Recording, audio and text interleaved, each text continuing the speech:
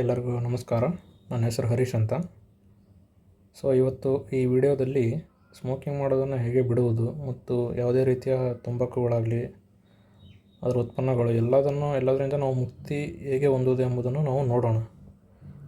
ಎಲ್ಲರೂ ನೀವು ಅಂದ್ಕೊತಿರ್ತಾರೆ, ಇವತ್ತು ಬಿಡ್ತೀನಿ, ನಾಳೆ ಬಿಡ್ತೀನಿ, ಇದೇ ಲಾಸ್ಟು, ಇವತ್ತು ಲಾಸ್ಟು, ನಾಳೆ ಲಾಸ್ಟು. ಆದರೂ 1 ವರ್ಷ ಆಯಿತು, 2 ವರ್ಷ ಆಯಿತು, 5 ವರ್ಷ ಆಯಿತು, ಆದರೆ ಯಾರ ಕೈಲೂ ಬಿಡೋಕ್ಕಾಗ್ತಾನೆ ಇಲ್ಲ. ಇದು ಒಂದು ದೊಡ್ಡ ಶತ್ರು ಆಗಿಬಿಟ್ಟಿದೆ ನಮ್ಮ ಸಮಾಜಕ್ಕೆ. ನಿಮಗೆ ಗೊತ್ತಿಲ್ಲದೇನೋ ಅಥವಾ ಗೊತ್ತಿಲ್ಲದೇನೋ ಕಲ್ತ್ಬಿಟ್ಟಿರ್ತೀರ, ಆದರೂ ಬಿಡೋಕ್ಕಾಗ್ತಾಯಿರಲ್ಲ.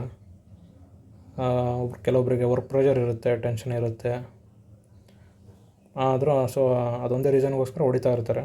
ಅದಕ್ಕೆ ಇದನ್ನ ಬಿಡಬೇಕಂತ ಎಲ್ಲರ ಮನಸ್ಸಲ್ಲಿ ಇರುತ್ತೆ, ಯಾರು ಇದನ್ನ ಹೊಡೆಯಬೇಕಂತ ಹೊಡೆಯೋದಿಲ್ಲ. ಈ ವಿಡಿಯೋದಲ್ಲಿ ನನ್ನ ಕೈಲಾದಷ್ಟು ನಾನು ಹೆಲ್ಪ್ ಮಾಡಿದ್ದೀನಿ. ಇದ್ರ ಬಗ್ಗೆ ತಿಳ್ಕೊಬೇಕು. ನಾವು ಯಾವ ರೀತಿ ನಮಗೆ ಅಟ್ರಾಕ್ಟ್ ಆಗ್ತಿದೆ, ಯಾವ ರೀತಿ ನಮಗೆ ಎಫೆಕ್ಟ್ ಆಗ್ತಿದೆ ಅಂತ ನಾವು ತಿಳ್ಕೊಂಡ್ರೆ ಮಾತ್ರ ನಾವು ಇದನ್ನ ಬಿಡೋಕ್ಕೆ ಸಾಧ್ಯ. ನನ್ನ ಕೈಲಾದಷ್ಟು ನಾನು ತಿಳ್ಸೋಕ್ಕೆ ನಾನು ಪ್ರಯತ್ನ ಪಡ್ತೀನಿ ಈ ವಿಡಿಯೋದಲ್ಲಿ. Let's begin. Cigarette smoking causes reaction on brain, releases dopamine chemical. ಓಕೆನಾ? ಇದು ನಿಮಗೆಲ್ಲರಿಗೂ ಗೊತ್ತಿರುತ್ತೆ. ಯಾವುದೇ ರೀತಿಯಾಗಲಿ ಯಾರಾದರೂ ಸಿಗರೇಟ್ ಹೊಡಿಬೇಕಾದ್ರೆ ಎಲ್ಲರಿಗೂ ಗೊತ್ತಿರುತ್ತೆ. ನಾನು ಸಿಗರೇಟ್ ಹೊಡಿತೀನಿ ಅಂದಮೇಲೆ ಅದು ರಿಯಾಕ್ಷನ್ ಆಗುತ್ತೆ, ಅದು ಡೋಪಮೈನ್ ಕೆಮಿಕಲ್ಲು ರಿಲೀಸ್ ಆಗುತ್ತೆ ಅಂತ ಎಲ್ಲರಿಗೂ ಗೊತ್ತಿರುತ್ತೆ. ಇನ್ನೊಂದು ಡಿಸೀಸ್, ಕ್ಯಾನ್ಸರ್ಸ್, ಇದನ್ನೆಲ್ಲರೂ ಇಗ್ನೋರ್ ಮಾಡೋದಿಲ್ಲ. ಅದರಿಂದ ಬರೋ ರೋಗಗಳು, ಕ್ಯಾನ್ಸರ್ಗಳು, ಇದ್ರ ಕಡೆನೂ ಗಮನ ಕೊಡಬೇಕಾಗತ್ತೆ. ಮೇಯ್ನಲ್ಲಿ ನಾವು ಹಾರ್ಟ್ ಅಟ್ಯಾಕ್ ಮಾತ್ರ ಕಂಪಲ್ಸರಿ ಬರುತ್ತದೆ. ಎಷ್ಟು 30 ವರ್ಷ ಆಯಿತು, 35 ವರ್ಷ ಹಂಗೆ ಕಂಟಿನ್ಯೂಸ್ ಮಾಡೋಕ್ಕಂತಂದ್ರೆ ಹಾರ್ಟ್ ಅಟ್ಯಾಕ್ ಕಂಪಲ್ಸರಿಯಾಗಿ ಬರುತ್ತೆ. ಹಾರ್ಟ್ ಅಟ್ಯಾಕ್ ಏನಕ್ಕೆ ಬರುತ್ತೆ ಅಂದರೆ, ಇದು ನರ್ವಸ್ ಸಿಸ್ಟಮಲ್ಲಿ ಅಟ್ಯಾಕ್ ಮಾಡುತ್ತೆ. ಹಂಗಾಗಿ ರಿದಮ್ ಚೇಂಜ್ ಆಗುತ್ತೆ. ರಿದಮ್ ಚೇಂಜ್ ಆದಾಗ BP ಅವೆಲ್ಲ ಚೇಂಜ್ ಆಗಿ ಹಾರ್ಟ್ ಅಟ್ಯಾಕ್ ಅಂದರೆ ಕಂಪಲ್ಸರಿ ಬಂದೇ ಬರುತ್ತೆ. ಮತ್ತು ಕೆಲವೊಬ್ಬರಿಗೆ ಬಾಡಿ ಹೀಟ್ ಆಗುತ್ತೆ. ಯಾಕಂದರೆ ಇದು ಚಳಿಗೂ ಜಾಸ್ತಿ ಜನ ಹೊಡಿತಿರ್ತಾರಲ್ಲ, ಯಾಕಂದರೆ ಅದಕ್ಕೋಸ್ಕರ ಬಾಡಿ ಹೀಟ್ ಆಗುತ್ತೆ. ಬಾಡಿ ಹೀಟ್ ಆದರೆ ಕೆಲವೊಬ್ಬರು ಆಲ್ರೆಡಿ ಬಾಡಿ ಹೀಟ್ ಇರ್ತಾರೆ, ಕೆಲವೊಬ್ಬರು ಅವ್ರಿಗೆ ಇನ್ನೂ ಹೀಟ್ ಆಗುತ್ತೆ ಇದು ನೋಡೋದ್ರಿಂದ. ಹಾಗಾಗಿ ಇದನ್ನ ಬಿಡಬೇಕಾಗತ್ತೆ. ಇನ್ನೂ ಭಾಳ ಭಾಳ ಭಾಳ ಇದ್ದಾವೆ. ಇನ್ನು 101 ರೋಗಗಳು ಬರ್ತವೆ, ನಮಗೆ ಅಷ್ಟು ಗೊತ್ತಿಲ್ಲ. ಒಂದೊಂದಾಗಿ ಸಿಮ್ಟಮ್ಸ್ ಬರ್ತಾ ಹೋಗ್ತವೆ ಎಲ್ಲ ವಯಸ್ಸಾದಮೇಲೆ. ಇನ್ನೊಂದು ಹೇಳ್ಬೇಕಂದ್ರೆ, ಈ ವರ್ಕ್ ಪ್ರೆಷರು, ಟೆನ್ಷನು ಇವೆಲ್ಲ ಕಾಮನ್ ಎಲ್ಲರಿಗೂ ಈಗಿನ ಕಾಲದಲ್ಲಿ. ಈಗ ಬುದ್ಧ ಅವರೆಲ್ಲ ಹೇಳಿದ್ದಾರೆ, ಅದೇನದು desire is a root problem ಇಲ್ಲ ಸ್ಯಾಡ್ನೆಸ್ಸಿಗೆ ಅಂತಂದು. ಹಂಗಾಗಿ ನಾವು ಅದನ್ನೆಲ್ಲ ಬಿಡಬೇಕಾಗತ್ತೆ.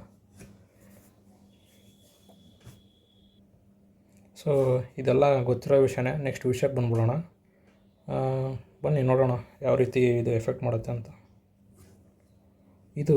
ಈ ಗ್ರಾಫ್ ತೋರಿಸ್ತಿರೋದು ನಾರ್ಮಲ್ ಮನುಷ್ಯನು. ನಾರ್ಮಲ್ ಅಂದರೆ ನೀವು ಸ್ಮೋಕ್ ಮಾಡ್ತಾ ಇರೋಲ್ಲ, ಬಟ್ ನಾರ್ಮಲ್ ಟೈಮಲ್ಲಿ ಸ್ಮೋಕ್ ಮಾಡ್ತಾ ಇರಲ್ಲ, ಆ ಟೈಮಲ್ಲಿ ಮಾತ್ರ ಈ ರೀತಿ ಇರುತ್ತೆ ಗ್ರಾಫು. ಇದೇನಿದೆಯಲ್ಲ dopamine level, blue colour line ಇದೆಯಲ್ಲ, ಅದು ನಾರ್ಮಲಾಗಿ ಈಕ್ವಲಾಗಿರುತ್ತೆ. ನೀವು ಹ್ಯಾಪಿ ಆದಾಗ ಕರೆಕ್ಟಾಗಿ ಅಡ್ಜಸ್ಟ್ ಆಗುತ್ತೆ, ನೀವು ಸ್ಯಾಡ್ ಆದಾಗ ಕರೆಕ್ಟಾಗಿ ಅಡ್ಜಸ್ಟ್ ಆಗುತ್ತೆ. ನಾರ್ಮಲಾಗಿರುತ್ತೆ, ಓವರಾಗಿ ಪ್ರೊಡಕ್ಷನ್ ಆಗೋಲ್ಲ. ನಾರ್ಮಲ್ ಏನದು ಡಿಫಿಷಿಯೆಂಟ್ ಅಂದರೆ ಇದು ಕಡಿಮೆನೂ ಪ್ರೊಡಕ್ಷನ್ ಆಗೋಲ್ಲ.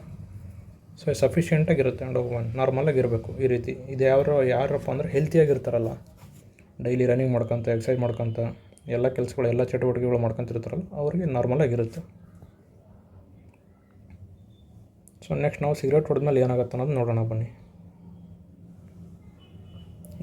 ಈ ರಿಯಾಕ್ಷನ್ ಆಗುತ್ತೆ ನೋಡಿರಿ. ಸಿಗರೇಟ್ ಹೊಡೆದಾಗ ಈ ಡೋಪಮೈನ್ ಲೆವೆಲ್ ಅನ್ನೋದು ಫುಲ್ ಇನ್ಕ್ರೀಸ್ ಆಗಿಬಿಡುತ್ತೆ. ನೀವು ಫುಲ್ ಹ್ಯಾಪಿ ಆಗಿರ್ತೀರ, ಫುಲ್ ಸ್ಟ್ರೆಸ್ ಎಲ್ಲ ರಿಲೀಫ್ ಆಗಿಬಿಡುತ್ತೆ.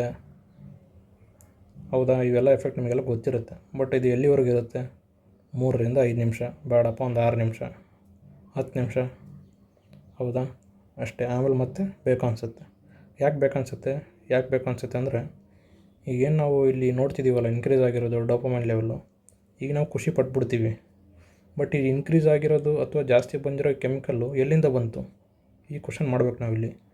ಇದು ಎಲ್ಲಿಂದ ಬಂತಂದರೆ, ನಾವು ಏನು 5 ಅಥವಾ 10 ನಿಮಿಷಕ್ಕೋಸ್ಕರ ನಾವು ಸುಖ ಪಡೋಕ್ಕೋಸ್ಕರ ಹೊಡಿತೀವಲ್ಲ, ನೆಕ್ಸ್ಟ್ ಮುಂದಿನ ಟೈಮಲ್ಲಿ ನಮಗೆ ಬೇಕಾಗಿರೋ ಡೋಪಮೈನಿಂದ ನಾವು ಇದನ್ನ ತೊಗೊಂಡಿರ್ತೀವಿ. ಇದು ಅಲ್ಲಿಂದ ಬಂದಿರುತ್ತೆ. ಇದನ್ನ ಅರ್ಥ ಮಾಡ್ಕೋಬೇಕಂದ್ರೆ ನೆಕ್ಸ್ಟ್ ಸ್ಲೈಡನ್ನು ನೋಡೋಣ ನಾವು. ಇದು ನೆಕ್ಸ್ಟ್ ಟೈಮಲ್ಲಿ ನೀವು ಸಿಗರೇಟ್ ಹೊಡಿತೀರ, ನೆಕ್ಸ್ಟ್ ಇನ್ನೊಂದು ಸ್ವಲ್ಪ ಹೊತ್ತಾದ್ಮೇಲೆ ಮತ್ತೆ ನಿಮಗೆ ಸಿಗರೇಟ್ ಹೊಡಿಬೇಕಂತ ಅನಿಸುತ್ತೆ. ಒಂದು ಗಂಟೆ ಬಿಟ್ಟು, ಇಲ್ಲೊಂದು 2 ಗಂಟೆ ಬಿಟ್ಟು. ಮತ್ತು ಎದಕ್ಕೆ ಅನಿಸುತ್ತೆ ಅಂದರೆ, ಇಲ್ಲಿ ಡೋಪಮೈನ್ ಇರೋದಿಲ್ಲ.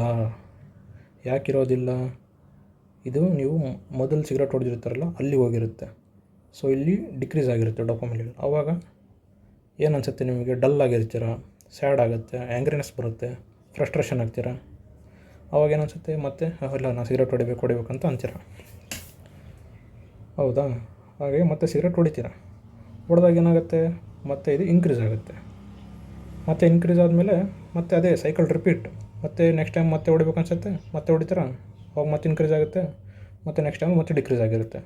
ಹಾಗೆ ಡಿಕ್ರೀಸ್ ಇನ್ಕ್ರೀಸ್ ಇದೇನಲ್ಲ ಸೈಕಲ್. ಇದು ಸೈಕಲ್ ರಿಪೀಟ್ ಆಗ್ಬಾರ್ದು ಅಂದರೆ ನೀವು ಸಿಗರೇಟ್ ಬಿಡಲೇಬೇಕು. ಹೌದಾ? ಫೈನಲಿ ಏನಾಯ್ತು ಇಲ್ಲಿ, ನಿಮ್ಮ ಸುಮ್ಮನೆ ದುಡ್ಡು ವೇಸ್ಟ್ ಆಯ್ತು ಅಷ್ಟೇ. ಇದರಿಂದ ಏನು ಪ್ರಾಬ್ಲಮ್ ಯಾರಿಗೇನು ಸಾಲ್ವ್ ಆಗಿಲ್ಲ, ಏನೂ ಯೂಸ್ ಇಲ್ಲ. ಸುಮ್ಮನೆ ಅದು ಈ ಹ್ಯಾಪಿನೆಸ್ಸು ಸ್ಯಾಡ್ನೆಸ್ ಅವೆಲ್ಲ ಕಾಮನ್, ಅದು ಎಲ್ಲರಿಗೂ ಇರುತ್ತೆ. ಸೊ ಇದನ್ನು ದುಡ್ಡು ಕೊಟ್ಟು ನೀವ್ಯಾಕೆ ಖರೀದಿ ಮಾಡಬೇಕು? ಇಷ್ಟೇ ನಾನು ಹೇಳೋದು, ಬಿಟ್ಬಿಡಿ. ಫೈನಲಿ ವೇಸ್ಟ್ ಆಫ್ ಮನಿ ಅಷ್ಟೇ ಇದು, ಆಯಿತಾ? ಇದನ್ನೇ ನೀವು ಅಂಡರ್ಸ್ಟ್ಯಾಂಡ್ ಮಾಡ್ಕೋಬೇಕಾಗಿರೋದು. ಸೊ ಆಯಿತು, ಈ ಸೈಕಲ್ ಹೆಂಗೆ ಬಿಡಬೇಕು ನಾವು, ಅದ್ರ ಬಗ್ಗೆ ನೋಡೋಣ ಫಸ್ಟ್, ಆಯಿತಾ? ಈಗ ನೀವು ಡೈಲಿ 1 ಅಥವಾ 2 ಬೇಡಪ್ಪ, ಮ್ಯಾಕ್ಸಿಮಮ್ 3 to 4 ಇದ್ದರೆ ನೀವು ಆರಾಮಾಗಿ ಬಿಡ್ಬೋದು. ಒಂದೇ ಸತಿ ಬಿಟ್ಟರೆ ಏನು ಪ್ರಾಬ್ಲಮ್ ಆಗೋಲ್ಲ. ಡೈಲಿ 1 ಪ್ಯಾಕ್ ಹೊಡೆಯೋರು, 2 ಪ್ಯಾಕ್ ಹೊಡೆಯೋರು ಅವರು ಗ್ರ್ಯಾಜುವಲಾಗಿ ಬಿಡಲೇಬೇಕಾಗತ್ತೆ. ಮುಂದೆ ಯಾಕೆ ಸುಮ್ಮನೆ ಕಷ್ಟಪಡಬೇಕು ಅನ್ನೋದು ಯೋಚನೆ ಮಾಡೋರು, ಲೈಫ್ ಬಗ್ಗೆ ಯೋಚನೆ ಮಾಡೋರು ಬಿಡಲೇಬೇಕಾಗತ್ತೆ. ಗ್ರ್ಯಾಜುವಲಿ ಬಿಡಬೇಕು. ದಿನಕ್ಕೆ 1 ಮಾಡಿರಿ, ದಿನಕ್ಕೆ 2 ಮಾಡಿರಿ, ಆ ಥರ ಬಿಟ್ಕೊಂಡು ಫುಲ್ ಕಂಪ್ಲೀಟಾಗಿ ಬಿಟ್ಟೇ ಬಿಡ್ರಿ. ಹೇಗೆ ಬಿಡೋದು? ಫುಲ್ ಈಸಿ ಮೆಥಡ್ ಅಂದರೆ ಇಲ್ಲೇ ಇರೋದು. ಈಸಿ ಮೆಥಡ್ ಏನಂದರೆ, ಮೆಥಡ್ಸ್ ಇದ್ದಾವೆ. ಏನು ಮೆಥಡ್ಸಪ್ಪ ಅಂದರೆ ಡಿಸ್ಟ್ರಾಕ್ಷನ್ ಅಂತ ಕರಿತೀವಿ ನಾವು ಇದನ್ನ. ಡಿಸ್ಟ್ರಾಕ್ಷನ್ ಅಂದರೆ ಸಿಗರೇಟ್ ನಿಮಗೆ ನೆನಪಾಯ್ತು, ಅದ್ರ ಬದಲು ನಾವೇನೋ ಬೇರೆ ಕೆಲಸ ಮಾಡೋದು. ಮತ್ತು ನಾವು ಅಂಗಡಿಗೆ ಹೋಗ್ತಿರ್ತೀವ, ಅಲ್ಲಿ ಸೈಡಿಗೆ ನಾವು ಸಿಗರೇಟ್ ಹೊಡೆ ಅಂಗಡಿ ಬರ್ತಿರುತ್ತೆ, ಅದ್ರ ಬದಲು ನಾವು ಬೇರೆ ಕೆಲಸ ಮಾಡೋದು, ಅಲ್ಲಿ ಹೋಗೋದೇ ಬೇಡ. ಆ ರೀತಿ ಅದ್ರ ಬಗ್ಗೆ ನಾವು ಆಲ್ಟರ್ನೇಟ್ ಏನಾದರೂ ಮಾಡ್ತಾ ಇರಬೇಕು. ಯಾವ್ಯಾವ ಮೆಥಡ್ಸ್ ಇದ್ದಾವೆ ನೋಡೋಣ ಬನ್ನಿ. ಫೇವ್ರೆಟ್ ಮ್ಯೂಸಿಕ್ ಕೇಳಿ, ವಾಚಿಂಗ್ ರೀಲ್ಸ್ ಇದಂತೂ ಬೆಸ್ಟ್ ಮೆಥಡ್. ಪ್ಲೇಯಿಂಗ್ ಗೇಮ್ಸ್, ಯಾವ್ದಾದ್ರು ಕ್ರಿಕೆಟ್ ಆಡೋರು, ಇಲ್ಲ ಮೊಬೈಲಲ್ಲೇ ಗೇಮ್ ಮಾಡಿರಿ, ಏನಾದರೂ ಮಾಡಿರಿ. ಒಟ್ನಲ್ಲಿ ಅದು ಮಾತ್ರ ನಮ್ಮ ತಲೆಗೆ ಬರಬಾರ್ದು. ಎಷ್ಟೊತ್ತು 3 to 4 ಡೇಸ್ ಸಾಕು ಅಷ್ಟೇ. 3 to 4 ಡೇಸ್ ನೀವು ಕಂಟ್ರೋಲ್ ಮಾಡಿದ್ರಿ ಅಂದರೆ ಆಮೇಲೆ 5th 6th ಆಮೇಲೆ ಇನ್ನೊಂದು 10 ಡೇಸಲ್ಲಿ ನೀವು ಕಂಟ್ರೋಲ್ ಮಾಡೋದು ಇನ್ನೂ ಈಸಿ. ಯಾಕಂದರೆ ಫಸ್ಟ್ 3 to 4 ಡೇಸ್ ಒಂದು ಸ್ವಲ್ಪ ಕಷ್ಟ ಆಗುತ್ತೆ ಕಂಟ್ರೋಲ್ ಮಾಡೋದು.